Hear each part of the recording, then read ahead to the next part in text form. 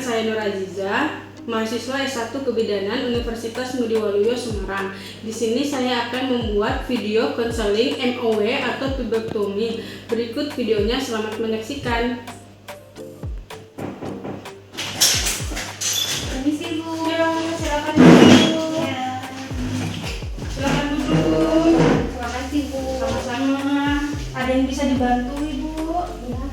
Gini Bu, saya mau pakai KB Bu, tapi saya bingung KB yang cocok buat saya apa ya Bu? Karena saya sudah coba berbagai macam KB Bu, kayak suntik, pil, nggak cocok Bu. Hati saya tuh Bu, jadi nggak kayak biasanya pada ngefek gitu Bu.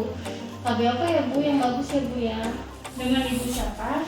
Maaf, saya dengan Ibu Lina Bu. Ya, perkenalkan saya Midana Aziza yang bertugas pada hari ini.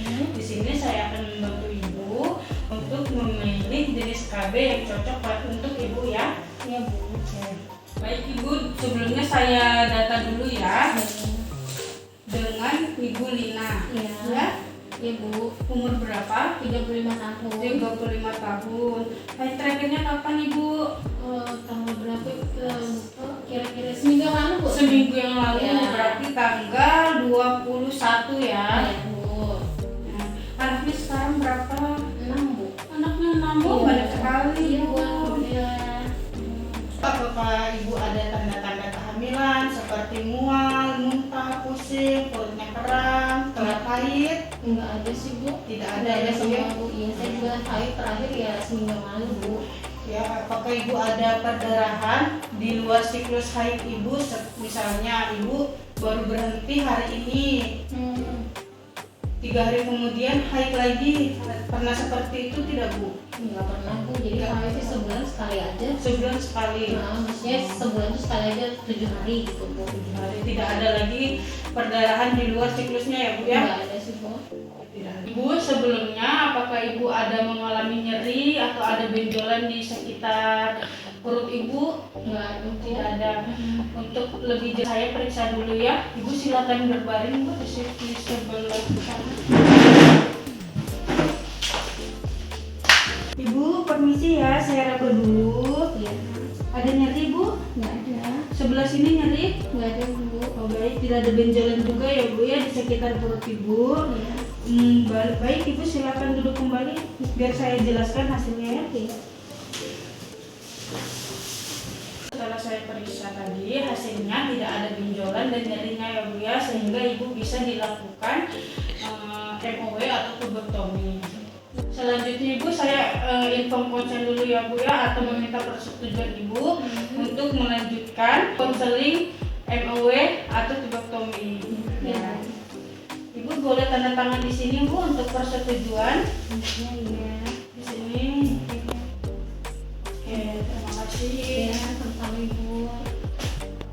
Baik Ibu, karena Ibu sudah mencoba berbagai KB, ini saya akan menjelaskan metode MOW ya, yaitu prosedur beda sukarela untuk menghentikan kesuburan dengan menyumbat atau memotong kedua saluran telur atau tuba fallopi Ibu. Untuk lebih jelasnya, saya menggunakan alat bantu ini Bu ya untuk menjelaskan. Iya.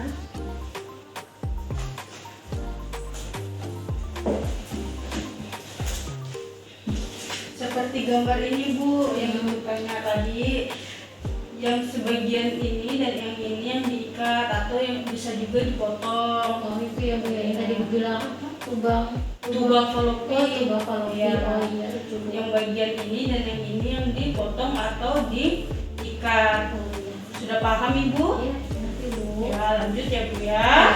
Menanyakan riwayat kesehatan Ibu karena ini dapat mempengaruhi pelaksanaan operasi. Iya Bu. Apakah Ibu ada memiliki asma, bronkitis? Enggak ada Bu. Tidak ada. Radang panggul ada? Enggak ada Bu. Ada riwayat alergi seperti makanan, obat-obatan? Enggak ada Bu. Amannya obatnya ya? Iya. Apakah Ibu ada riwayat gula? Enggak ada sih. Tidak ada. Orang tua ada Bu? Enggak ada juga. Tidak ada ya? Iya. Selanjutnya Ibu, untuk syarat menggunakan metode kontrasepsi MOW itu ada 3. Pertama ada sukarela sesuai dengan keinginan Ibu tanpa ada paksaan dari siapapun. Yang kedua Ibu ada ibu sehat, tidak ada kontraindikasi pelaksanaan MOW. Yang ketiga ada bahagia, terikat perkawinan yang sah dan harmonis, serta sudah mempunyai anak sesuai keinginan. Jelas ibu? Jelas. Apa ada yang mau ditanyakan? Sebenarnya ibu. Lanjut ya bu ya, untuk Iya. indikasi penggunaan alat kontrasepsi MOW. Pertama, usia lebih dari 26 tahun. Yang kedua, anaknya lebih dari 2. Yang ketiga, yakin telah mempunyai jumlah keluarga yang sesuai dengan harapan keluarga. Yang keempat, memahami prosedur seperti yang saya jelaskan, ibu sukarela atau setuju. Yang kelima, bila terjadi kehamilan karena usianya ibu 45 tahun itu sangat berisiko, bisa menyebabkan ibu perdarahan.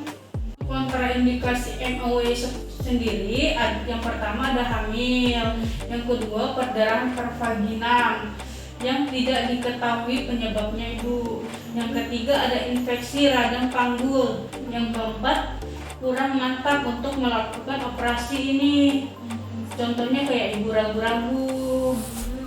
Yang terakhir kurang pasti mengenai keinginan untuk fertilitas di masa depan, contohnya seperti ibu berkeinginan ingin punya anak lagi, seperti itu ibu.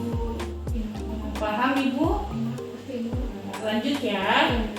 Kontrasepsi MOW ini ibu ada keuntungan dan kerugian. Keuntungannya yang pertama sangat efektif, yang kedua permanen, yang ketiga tidak mempengaruhi produksi ASI. Meskipun nih ibu masih ada anak yang menyusui, itu masih bisa ibu susui. Iya, tidak kering ibu karena dia tidak mempengaruhi. Ya, yang ketiga tidak ada efek samping dalam jangka panjang, tidak ada perubahan dalam fungsi seksual, yang terakhir ada bebas dari efek samping hormonal. Nah, itu keuntungannya ibu. Sekarang kerugiannya ya. Kerugiannya ibu ada 4. Pertama, tidak dapat dikembalikan atau dipulihkan kembali. Yang kedua, ibu menyesal di kemudian hari karena ibu ingin hamil lagi, seperti ragu-ragu.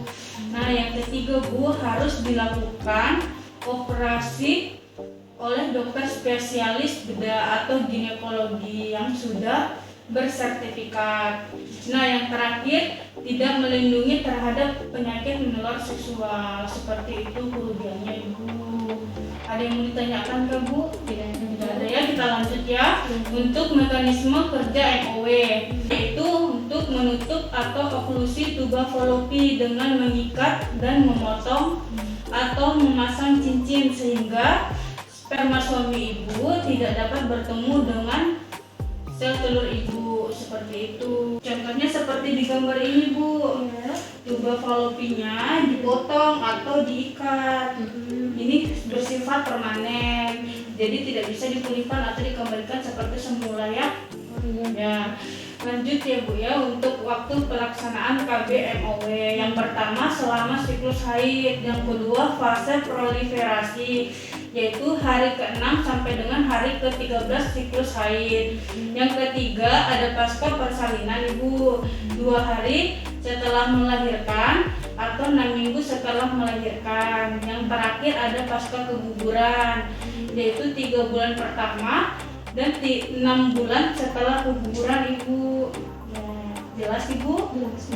Dari sekian saya jelaskan tadi seperti keuntungan, kerugian, penjelasan, waktu pelaksanaan. Apakah ada yang mau ditanyakan lagi bu atau ada yang kurang jelas? Tidak sih bu, jelas aja. Ada yang mau ditanyakan? Maaf ibu, kira-kira saya kapan ya bu bisa KB-nya ini? Untuk pelaksanaan KB ibu dilakukan bulan depan ya bu ya. Saran saya sebaiknya ibu diskusikan dulu bersama suami ibu, karena kan ini bersifat permanen bu, tidak bisa dipulihkan atau dikembalikan. Untuk sementara ibu berhubungannya pakai kondom dulu ya, sampai menunggu bulan depan siklus haid ibu. Mengerti ibu? Iya aku mengerti. Sudah ya? Sudah jelas ya ibu ya? Jelas bu. Ya sudah. Terima kasih ya Bu atas penjelasannya. Saya sudah mengerti Bu. Insya Allah saya mau pakai KB ini Bu. Saya diskusi dulu dengan Iya, suami ya Bu ya. diskusikan dulu Bu ya lebih Iya. baiknya. Iya Bu. Terima kasih Bu. Sama-sama Ibu.